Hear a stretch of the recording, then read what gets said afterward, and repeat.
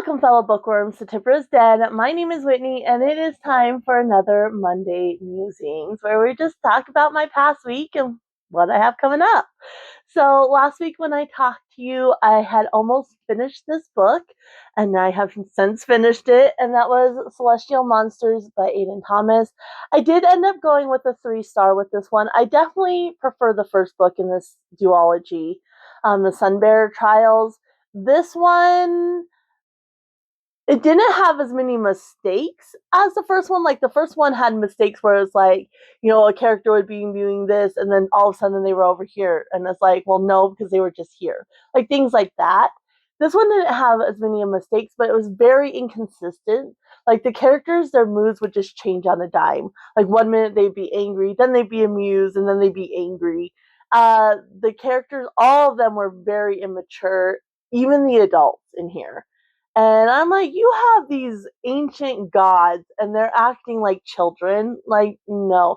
And it is YA. It reads very young YA, except there's like cursing and such in here as well, which is fine. Like, I'm like, teenagers curse, like, but it reads very young and all the characters are very immature.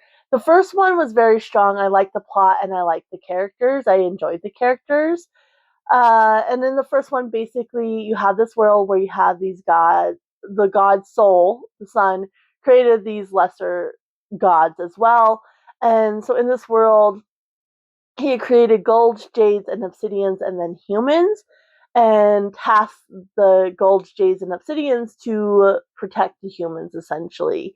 Well, the obsidians didn't like that. They kind of go rogue, and so Soul sacrifices himself to lock the obsidians away. So every 10 years, these gods, the gold and jade gods, have these trials, and they're basically demigod children compete in these trials. And one becomes the Sunbearer, and one becomes the sacrifice. And so it's normally golds who are chosen to compete in this trial, but this year, or this round, there's like 2 jades that get chosen. And so the first book is all about these trials, and it was really fun. Like I said, there was a lot of mistakes in it. It needed more editing, but it was fun. I enjoyed the plot. I enjoyed the characters. In this one, the plot really drug. There was like they had their mission, but that didn't even happen until like the last few pages, like 50 pages, I would say. And so they were basically just kind of like traveling to the different cities, but nothing was really happening. And the characters were all very immature, even the adults, which I did not enjoy. Like the villains too. Like, I'm like, I couldn't root for either one, because like the heroes, like, how are you going to save the world when you act like this? And the villains is like, again, how are you going to destroy the world when you act like that? So it was very immature. The characters were very inconsistent. One minute they'd be responding to something angrily, and then all of a sudden they would have an amused look on their face or whatever. So it was very inconsistent as far as like the way the characters responded to things and whatnot. And so yeah, it was fine. Like, I didn't hate it, but it was just kind of blah, and the inconsistent characters really brought it down for me. So definitely prefer the first book in this duology to this one, but it has great representation, and so I do enjoy that aspect of it. Then I had also been reading this one when I talked to you last week, The Winter of the Witch, and I did complete this. I wasn't very far last week when I talked to you guys, but I did complete this. And so the second book in the series I read last month, and I enjoyed it in the moment. I ended up giving that one 4 stars. I enjoyed it in the moment, but I wasn't excited about it. Like, I wasn't anxious to pick it up, or when I went to go put it down, I was like, oh, I just want to keep reading. I don't want to put it down. I enjoyed it in the moment. Past that, it was fine. This one really brought it back. Like, I was excited about this one again. The first book in the series, the Winter Night trilogy, is still my favorite. The first book, The Bear and the Nightingale, definitely still my favorite because it has that small village vibe, which I prefer. Where in this one, it's a lot, Moscow, bigger things are happening within the world. I really loved how this author and the series as a whole combine the religious aspect. So you have, Christianity with paganism, and she combined that historical aspect with like the political scene of Russia at the time with like the folklore and kind of um, almost a whimsical element there as well. And then also you kind of have a little bit of spooky because you do have like zombie type creatures and such in here. I just thought the way she combined all the elements into the series was really well done. And I do encourage, if you read these, read the author's note, because she explains and like she talks about here the big battle in here. She talks about, like why she picked that and such. So the author did a fantastic job. This one starts off with high emotions and ends very emotional as well. And the middle really held its ground as well. So I had a great time. Definitely 5 stars. I think it was a strong ending to the series. Like I said, the first one's still my favorite just because you have the small village vibes, which is my preference over like bigger city and political vibes, but I really liked it. And I liked how, because the second one was very different in tone as well. It was more about like the political happenings and such. And so this one kind of combined, like brought book 1 and 2 together. Like each of those books were necessary for what comes in this book. And so I really liked how she combined, tied together the other 2 books within this book. So excellent, excellent series. I highly recommend it.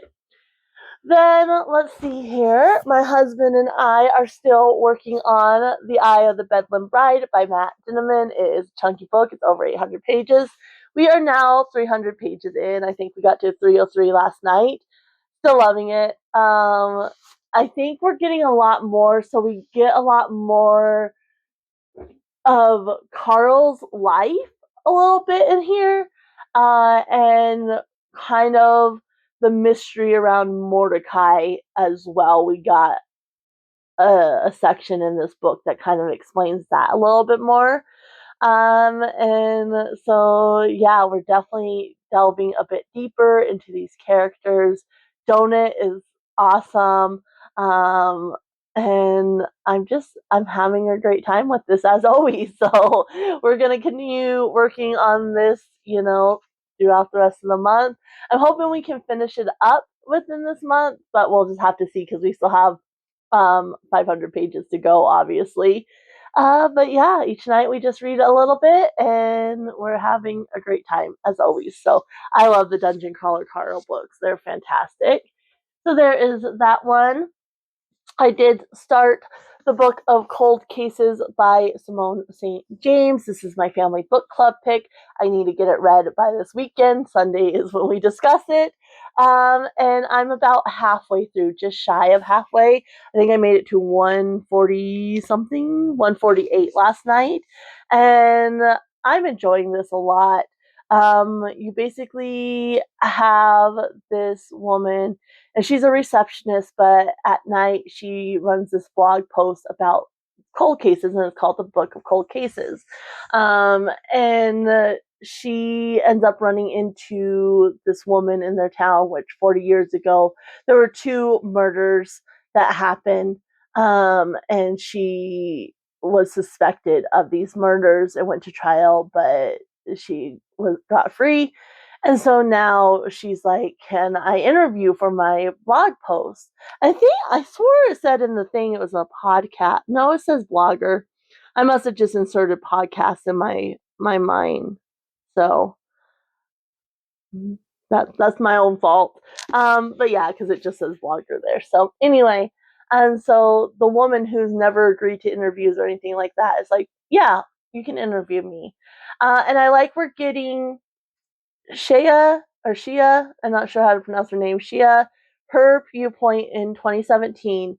Then we get Beth, who's the woman who was accused of killing those 2 men, her viewpoint in 2017, and her viewpoint back in 1977. we're getting both those viewpoints. So you're getting 3 different viewpoints, 2 different timelines.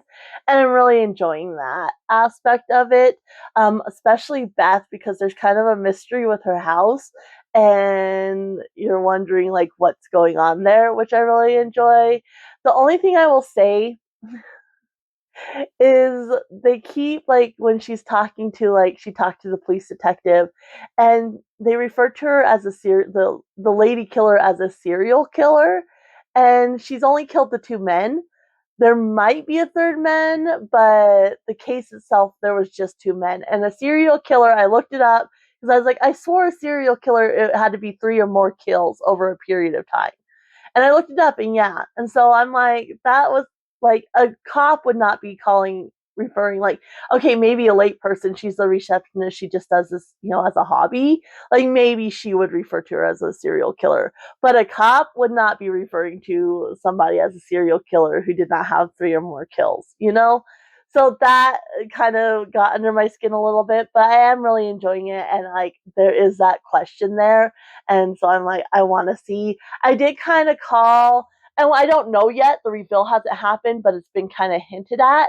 I did call early on what I thought the twist might be, and so we'll see. Like they've hinted at it, so I'm like thinking I'm on the right track there. So we'll see what happens with that. So I'm hoping I can actually finish this up tonight, so I can you know continue on with other reads. But we'll just see. And then I also started Business Casual by BK Borison. I started this on Valentine's Day night. I'm not very far into this. I'm only like 66 pages in. But so far, I'm enjoying it. Like, I love BK Borison's writing, just kind of hits something for me. Like, it just, the vibe of them, like, I just enjoy their writing. And so I'm so excited to see more about Nova and Charlie, and see where we kind of go from there. I know one thing I'm really excited about, and I saw somebody mention in I think it was a short, and I don't remember who, but they were talking about books where like the man just shows up to take care um, of the woman. And this was one of them. She does suffer from migraines. And so I'm really excited to get to that part. So I'm very happy to be reading this. It was time for a little romance. So I'm enjoying that. So these 2 I'm going to continue to work on. And then I still have 3 from my previous TBR game that I did in January. And I'm ready to play the next round, which I'm going to. After I do this, I'm going to play the next round because I'm used to playing it every month, but this year I just wanted to slow my reading down, so I didn't want the extra pressure of having to finish the books in a month. So I'm still going to read these 3. I'm hoping to start all of them this week.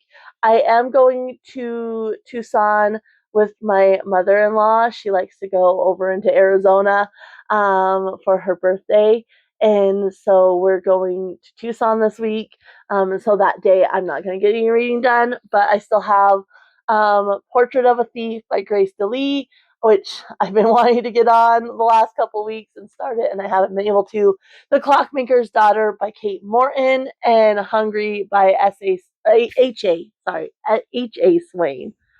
It wasn't on the side. H.A. Swain. So these 3 books I'm still planning on reading before I jump in, but we're getting low and I don't like not seeing what I have coming up.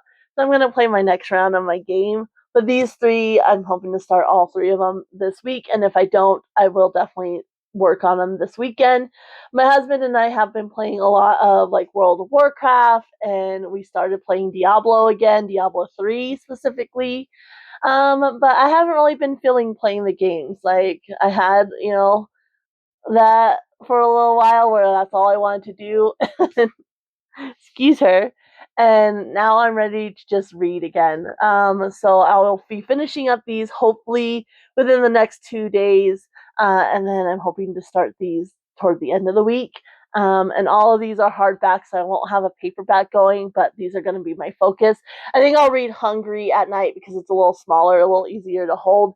And I'm hoping I might be able to get like an audio book for one of these, either Portrait of a Thief or The Clockmaker's Daughter. We'll just have to see. But those are coming up as well, so hopefully I'll be able, I'll be able to talk about them next week. We'll have to see. So I have 5 books for this week. It is a little bit of a busier week. So we'll just have to see how we go. Technically there's still 2 weeks in the month. So I have this week and next week to finish up these books. But I would like to at least start them all this week. So we'll see. But I'm for sure know I'll be able to finish these 2. They're both really easy reads. I just have been reading a little bit later. I've had a lot of brain fog this week. And so I haven't been playing games, but I haven't been doing much else either. So we'll just have to see how it goes. So of course I will be back next Monday to let you guys know. I would love to know if you've read any of these books or if you're interested in any of these books. You can leave that down in the comments below. If you just want to let me know you're here and you're helping to support the channel by watching, you can always leave a rabbit or any type of animal emoji, maybe a horse for the Winter Night trilogy. Horses play a big part in this, or a bird for Celestial Monsters. Birds play a big part in there. Otherwise, a rabbit or your favorite animal is fine. So I'm going to go ahead and leave you guys here. Happy reading, everyone. Bye.